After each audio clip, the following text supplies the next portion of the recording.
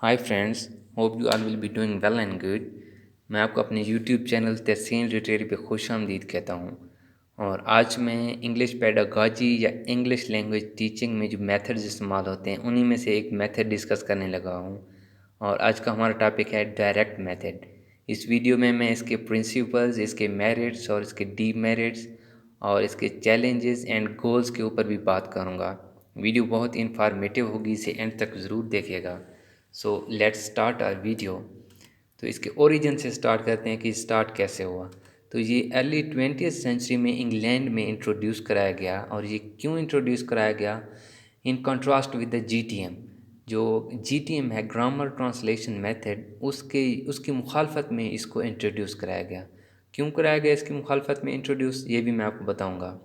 बर्लिट्ज and डिसियस, they are the founders of this method. They reformed language methodology by observing child language acquisitions. कि बच्चा किस तरह language सीखता है, इस चीज़ को देखकर उन्होंने लैंग्वेज टीचिंग मेथडोलॉजी को इम्प्रूव किया। इस मेथड के कुछ और नाम भी हैं, जिनमें नेचुरल मेथड, ओरल मेथड या रिफॉर्म्ड मेथड। तो नेचुरल मेथड इसे इसलिए कहते हैं कि इसमें कोई ट्रांसलेशन इन्वॉल्व नहीं होती, कि जिस तरह एक बच्चा लैंग्वेज एक्वायर करता है बगैर ट्रांसलेशन के, without the help of another language, तो ये भी एक इसी तरह का तरीका है। इसमें ट्रांसलेशन इन्वॉल्व नहीं होती और आप डायरेक्टली एक न्यू लैंग्वेज एक्वायर करते हैं। औरल मेथड इसे इसलिए कहते हैं क्योंकि ये सिर्फ स्पीकिंग के ऊपर या कम्युनिकेशन के ऊपर ये फोकस करता है, इसलिए इसे ओरल मेथड भी कहते हैं। रिफॉर्म्ड मेथड भी इसे इसलिए कहते हैं कि इससे पहले जो जीटीएम था उसमें इन्होंने रिफॉर्मेशंस की और एक न्यू मेथड डेवलप किया, इसलिए इसे कहते हैं कि ये एक रिफाइंड है, एक रिफॉर्म्ड मेथड है। अगर बात करें इसके गोल्स की, तो इसका गोल जो है वो है to learn how to use a foreign language to communicate. कि लर्नर्स को L2 में कम्युनिकेट करना सिखाना इसका मकसद है, कि किस तरह आप एक न्यू लैंग्वेज में कम्युनिकेट कर सकते हैं। वो आपको सिखाई जाती है कम्युनिकेशन इस मेथड में। तो हमारी अगली स्लाइड है इसके प्रिंसिपल्स की। तो इसमें जो यूनिट ऑफ स्पीच होता है वो सेंटेंस होता है। मींस इसमें टीचर सेंटेंसेस से स्टार्ट करता है, ना कि वर्ड से। लेकिन जीटीएम में टीचर एक वर्ड से स्टार्ट करता है, then he travels to word sentences. Everything happens in the target language. और टीचर जो है वो हर चीज़ टारगेट लैंग्वेज में पढ़ाता है। फॉर एग्जांपल कि एक उर्दू क्लासरूम है, लेकिन उसमें डायरेक्ट मेथड अप्लाई कर रहे हैं L2 इंग्लिश सिखाने के लिए, तो टीचर इस डायरेक्ट मेथड को इस्तेमाल करते हुए सिर्फ इंग्लिश बोलचाल का इस्तेमाल करेगा। मीडियम ऑफ इंस्ट्रक्शन उस क्लास में इंग्लिश ही होगा, सिर्फ L2, और उर्दू टीचर यूज़ बिल्कुल नहीं करेगा। और चीज़ें एक्शंस और पिक्चर्स के थ्रू भी बच्चों को सिखाई जाती हैं new things. Mother tongue is never used. जो L1 होती है, जो मदर टंग होती है, मादरी ज़बान होती है, उसका इस्तेमाल इसमें बैन होता है। मीन्स उसको इस्तेमाल नहीं करते। क्यों? कि वो इफ़ेक्ट करती है आपकी L2 लर्निंग को। ग्रामर इज टॉट इंडक्टिवली या इम्प्लिसिटली। तो जो जीटीएम था उसमें ग्रामर पढ़ाई जाती है एक्सप्लिसिटली या डिडक्टिवली। मीन्स उनको पहले रूल्स पढ़ाए जाते हैं, फिर उनको एग्जांपल्स दी जाती हैं। लेकिन इस मेथड में पहले एग्जांपल्स दी जाती हैं, बाद में उनको रूल्स बताए जाते हैं। मीन्स फॉर एग्जांपल के he goes to school, he likes mangoes, he gets up early in the morning. तो पहले उनको ये सेंटेंसेस पढ़ाए जाएंगे, दैट हाउ टू कम्युनिकेट। फिर उनको बाद में बताया जाएगा कि सबसे पहले हमने सब्जेक्ट ऐड करना है, फिर हमने वर्ब ऐड करना है, और उसके बाद हमने ऑब्जेक्ट ऐड करना है। ये होता है एक implicit manner. Culture of L2 is also taught. So culture of L2 is also taught means अगर हमें इंग्लिश पढ़ाई जा रही है और हम उर्दू स्पीकर्स हैं, तो हमें ये बताया जाएगा कि जब English native speakers when they meet each other what they say, and when they see of each other what they say, and if they are meeting someone for the first time in life, तो how do they react और how do they use the language. ये होता है culture. Students are advise to think in the target language. Students को कहा जाता है कि वो जो चीज़ों के बारे में सोचें भी सही, तो उसको टारगेट लैंग्वेज में, उनकी L2 में जो वो सीखना चाहते हैं। Self correction should be worked on and helps learning.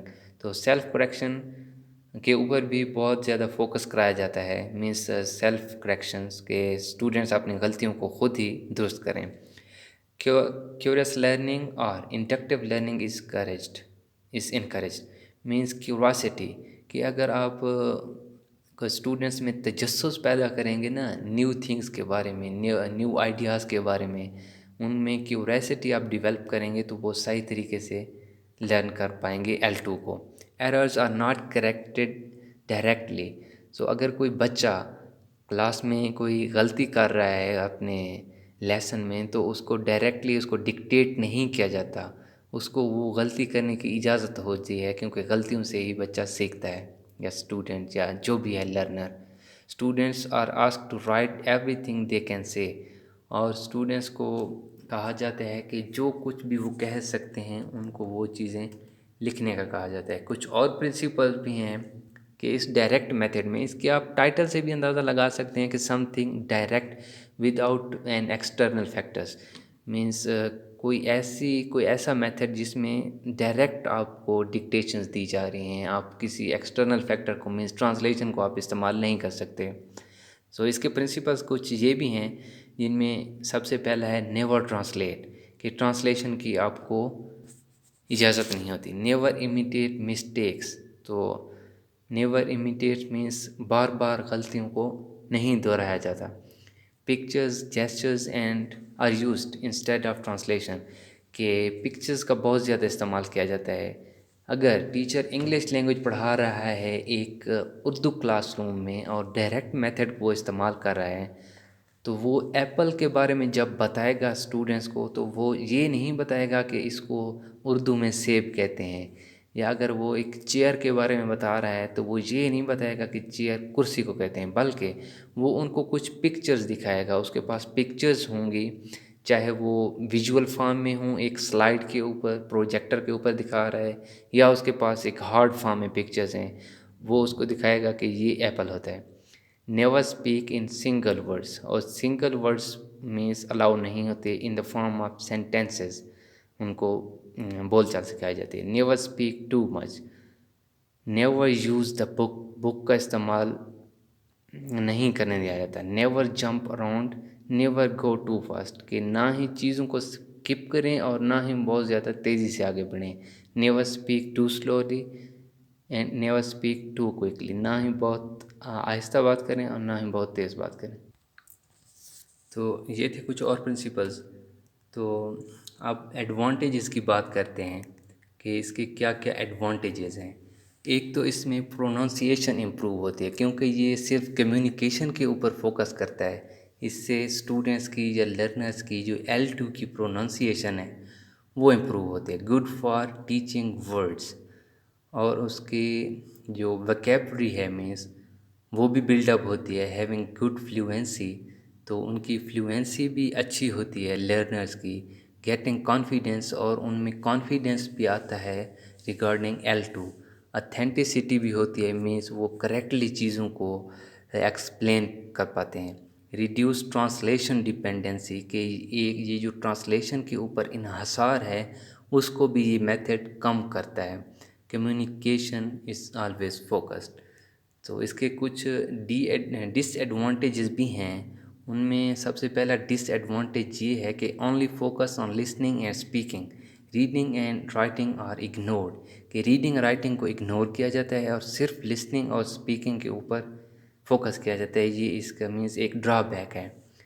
Requiring native teachers, कि अगर आप उनको सिर्फ़ और सिर्फ L2 सिखाना चाहते हैं तो आपके पास अच्छे टीचर्स होने चाहिए, एटलीस्ट आपके पास उस लैंग्वेज के नेटिव स्पीकर्स होने चाहिए, तभी जाके आप उनमें अथेंटिसिटी और एक फ्लुएंसी बरकरार रख पाएंगे।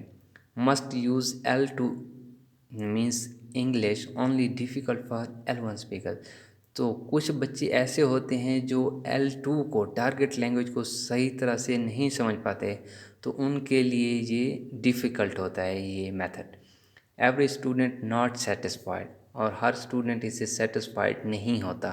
Not suitable for over crowded classes, कि ज़रूरी है कि इस डायरेक्ट मेथड के लिए जो क्लास में स्टूडेंट्स की तादाद है वो बहुत ही कम होनी चाहिए, बहुत ही नॉर्मल होनी चाहिए। अगर बहुत ज़्यादा स्टूडेंट्स हैं तो ये मेथड अप्लाई नहीं किया जा सकता, और ये बहुत ज़्यादा एक्सपेंसिव है। मीन्स अगर आप एक उस लैंग्वेज की नेटिव टीचर को हायर कर रहे हैं तो आपको बहुत ज़्यादा सैलरी उसको देनी पड़ेगी। आपके पास ऑडियो विजुअल जो एड्स होते हैं वो आपके पास होने चाहिए, मीन्स कंप्यूटर या प्रोजेक्टर या अच्छी बुक्स। तो ये एक तरह का एक्सपेंसिव भी होता है। अगर बात करें इसमें चैलेंजेस की कि क्या क्या चैलेंजेस हैं इसमें, तो एक तो ये लिमिटेड ग्रामर एक्सप्लेनेशन, कि ग्रामर को ये सही तरह से एक्सप्लेन नहीं करता, बल्कि एक लिमिटेड एक्सप्लेनेशन होती है ग्रामर की इस मेथड में। टीचर ट्रेनिंग, कि टीचर को हाईली ट्रेंड होना चाहिए for this method, to apply this method. And time consuming, और ये बहुत ज़्यादा टाइम कंज्यूमिंग मेथड भी है। तो ये थी हमारी आज की वीडियो। उम्मीद करता हूँ अच्छी लगी होगी। If you are new to my channel, kindly subscribe it and press the bell icon so you may get the notifications of all upcoming videos. So see you in the next video. तब तक खुदा हाफिज़।